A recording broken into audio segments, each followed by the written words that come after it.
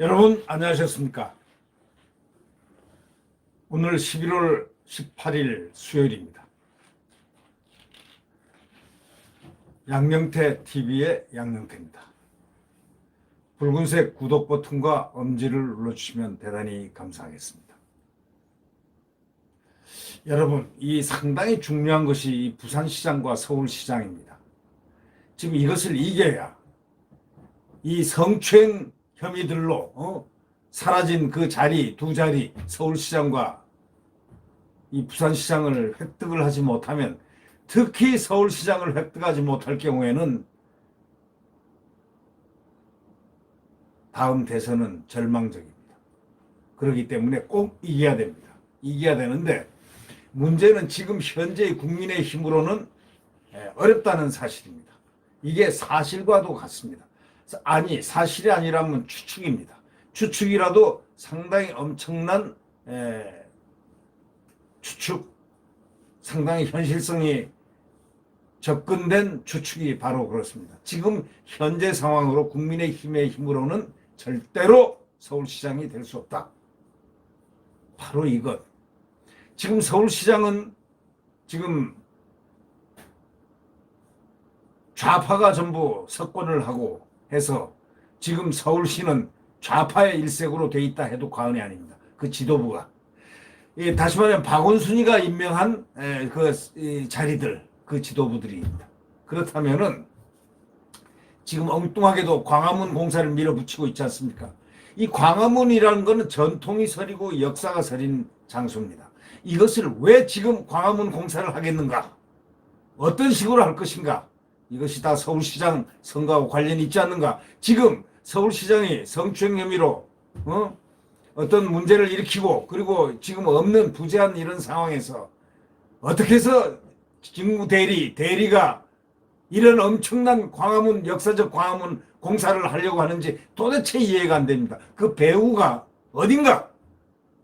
배후가 어딘가? 이것이 문제입니다. 그러면 이렇게까지 서울시장을 준비합니다. 자, 그 다음에 또 부산 보십시오. 가덕도 공항 또 엎었습니다.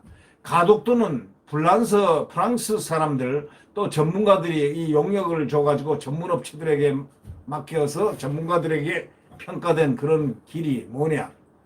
태풍이 몰아쳐서 그건 비행장으로서 근본적으로 기후 때문에 부적합하다, 이렇게 얘기 내린답니다. 근데 왜 그것을 가야 되는가? 왜? 부산시장 때문에. 부산 시민들의 표를 의식한 그거 아니겠습니까? 그렇다고 언론들은 얘기합니다. 자, 서울시는 안심하고 있는 겁니다. 광화문으로 때리기 위해서.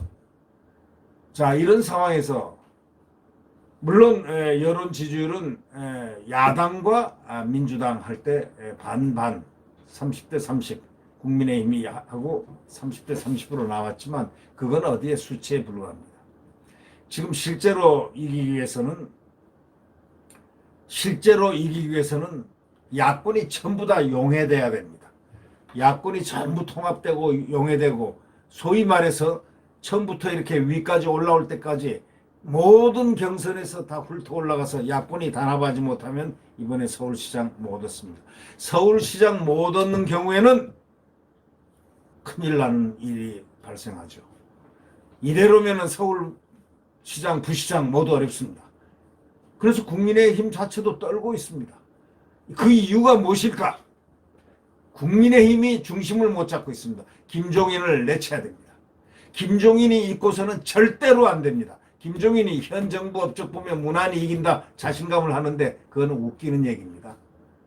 결코 유리하지 않습니다. 지금 당내에서는 위기감이 있습니다. 자, 그 장기표 지금 국민의힘 김해 당협위원장이죠. 거기서 나왔다가 참 분패를 하신 분인데, 거기가 노무현 바로 산하 아닙니까? 노무현 거기서 조그만 표로 졌는데 이분 훌륭하신 분입니다. 장기표 씨. 장기표 씨가 뭐라고 그랬습니까? 김종인 있으면 필패한다. 그래서 김종인에 대한 반정을 해서라도 쫓아내야 된다. 나가라고 해서 안 나가면 쫓아내야 된다. 안 그러면 절대로 되지 않는다. 자, 이런 얘기를 했습니다. 지금 이건 심각한 문제입니다. 김종인 위원장이 서울 부산 보궐선거 관련해서 현재까지 정부의 업적으로 봐서는 무난히 이길 수 있을 것이라고 이렇게 얘기합니다. 자신감을 드러냅니다. 이분의 말을 누가 믿습니까? 애초부터 이분의 말을 안 믿은 사람들이 있습니다. 사람들은 과거의 행적을 보면 압니다. 소위 이념적 행적은 굉장히 중요한 그 사람을 이렇게 평가하는 가장 잣대가 됩니다. 이분은 왔다 갔다 했습니다. 자, 5.18 때 망월동 묘역에 가서 울고 짜고 했는데, 이 울고 짜고 한 그 무릎 꿇고 울고 짜고 했는데, 아니 비상대책위원장 오자마자 첫 행사로 망월동 묘역을 갔다, 말은 호남표를 갖다 얻기 위해서 무릎을 꿇고 가서 이렇게 왔다는 그런 행사를 치렀다는데, 여러분 그게 이해가 됩니까? 그렇다고 호남 사람들이 줄 표를 안 주고 안 줄 표를 주고 할 분들입니까? 그렇다고 표심이 움직이지 않습니다. 표심은 근본적으로 문재인에게 있습니다. 근본적으로 문재인에게, 또 근본적으로 자기의 뿌리들, 전부 다 집권층들 아닙니까? 소위 신권력들 아닙니까? 그런데 자기가 가서 무릎 꿇고 그거 한다고 당을 얻고 가서 당 대표 임내하고 무릎을 꿇고 들질 짜고 한다고 그게 뭐가 되겠습니까? 그 영상들이 휘청거리고 일어나는 영상들이 얼마나 조롱을 하듯이 이 방영이 많이 됐습니까? 그때부터 왜 틀린 겁니다. 그리고 보십시오. 이 제일 자유민주주의의 적, 시장경제의 적인 이 공공삼법을 승인했지 않습니까? 하겠다고. 이 민주당의 공공삼법을. 그리고 이 의과대학생들이 줄기차게 반대하고 하는 공공의대 설립, 그 공공의대 설립이 정상적인 길이 아닌, 선택도 이 인원을 뽑는 것도 정상이 아닌 그 공공의대법, 그 공공의대법에 대해서 찬성을 했지 않습니까? 이것은 협력이 아니고 부역입니다. 어디에 부역입니까? 정권의 민주당에 대한 부역이죠. 아니, 이런 사람을 눈으로 보면서도 빨리 내치질 않습니까? 국민의힘 포기하십시오. 그렇다면. 최근의 여론조사 추이 한번 보십시오. 보궐선거가 치러지는 서울, 부산 등 민심은 김 위원장의 자신과는 달리 국민의힘의 우호적이라고 보는 어려운 징후들이 너무나 많이 나타나고 있지 않습니까? 이게 실정 아닙니까? 리얼미터 여론조사에서는 국민의힘이 서울, 부산에서 모두 하락세를 보이고 있고, 더불어민주당과 치열한 경합이 지금 전망되고 있지 않습니까? 지난주에 국민의힘 지지율은 두 지역에서 모두 민주당을 앞섰지만, 이날 조사에서는 서울에서는 민주당과 30.0% 동률 기록하고 있습니다. 부산에서는요, 29.3%로 민주당 30.1%에 근소하게 역전당했습니다. 이제 오늘 공항 밀어붙인다고 이제 공항 결정을 곧 할 겁니다. 가덕도 공항 결정하면 허약한 사람들 마음에는 우리에게 참 여기에 뭔가 중심 뭐가 온다고 생각할 때는 부산에서 부산 시민인들 손을 그쪽으로 가려고 하지 않겠습니까? 그럼 부산, 서울 다 참패합니까? 서울은 꼭 돼야 되지 않습니까? 지금 절대 안 됩니다. 바로 이 점을 저희들이 깊게 생각해야 됩니다. 민주당 쪽 실책, 다시 말해서 민주당 오거돈 성추행 혐의로 날라갔는데, 이런 소위 자기네들 잘못으로 치러지는 선거인데도 내년 보궐선거가 이 국민의힘에 결코 유리하지 않다. 이렇다면은 이게 보통 문제입니까? 아직 구심점이 될 만한 후보조차 보이지 않는다는 것, 첫째 큰 위기라는 겁니다. 인물난. 또 한편 국민의힘은 한번 생각해 보십시오. 서울시장에 대해서 지금 이 사람 저 사람인데 특출하게 어떤 분이 서울시장이 될 수 있다, 이런 분이 지금 없잖아요, 후보가. 그런데 이 서울시도 마찬가지 아닙니까? 이 박원순이가 서울시장을 몇 년을 했습니까? 이 지자체장들, 여기 대부분이 다 민주당 아닙니까? 이런 현실에 그가 성추행 혐의로 이렇게 소추를 받다가 고소를 받고 자살까지 이렇게 간 그런 경우지만 함에도 불구하고 국민들은 잘 잊어버립니다. 쟤들의 권력의 선동술이 보통입니까? 자, 이렇게 해서 김종인으로 어떻게 이길 수 있습니까? 보수 전부 다를 아우를 수 있는 새로운 힘, 국민의힘도 새로운 간판으로 국민의 힘, 그 스스로들의 간판으로 주도를 할 수 있는 그런 힘을 가지려면은 지금 지도부를 아웃시켜야 됩니다. 주호영도 김종인도 김종인의 함께 한 사람입니다. 모셔온 사람입니다. 함께 내보내야 됩니다. 그렇지 않고서는 절대로 될 수가 없습니다. 이 서울시장을 빼앗기는 경우에는 다음 대선에 필패합니다. 자, 그래서 국민의힘이 정신을 차리고 빨리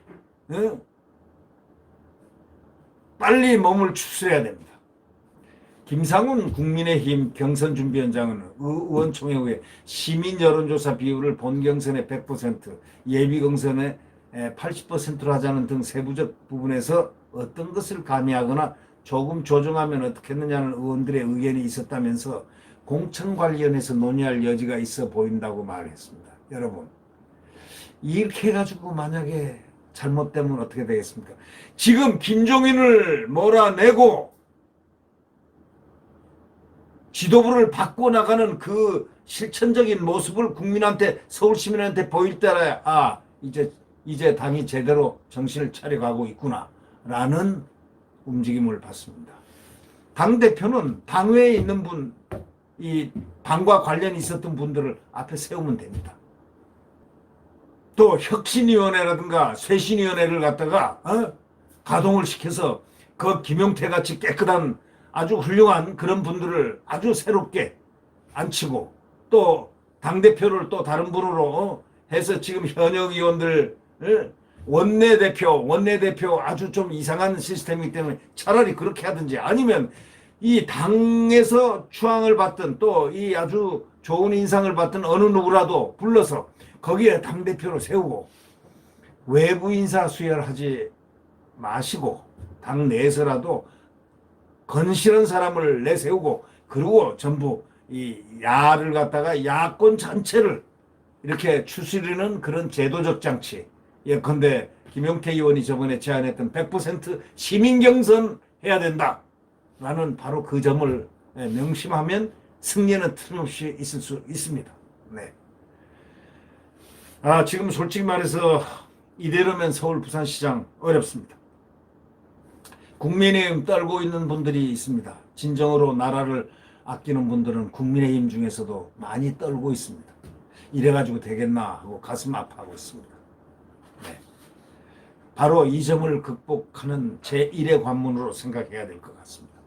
자, 구독 버튼과 엄지를 눌러주시면 감사하겠습니다.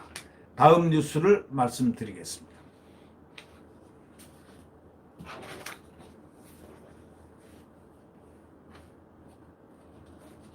네. 내일 태양은 다시 떠오릅니다. 그 태양은 바로 대한민국입니다. 태극기가 펄럭펄럭 휘날리고 애국가가 펼쳐나오는 힘찬 대한민국, 성장 대한민국, 자유민주주의가 숨쉬는, 바로 시장경제가 숨쉬는 그러한 대한민국. 네. 지금은 암흑기입니다. 지금은 광풍이 부는 시대입니다. 이것도 금방 지나갑니다. 네. 안녕히 계십시오.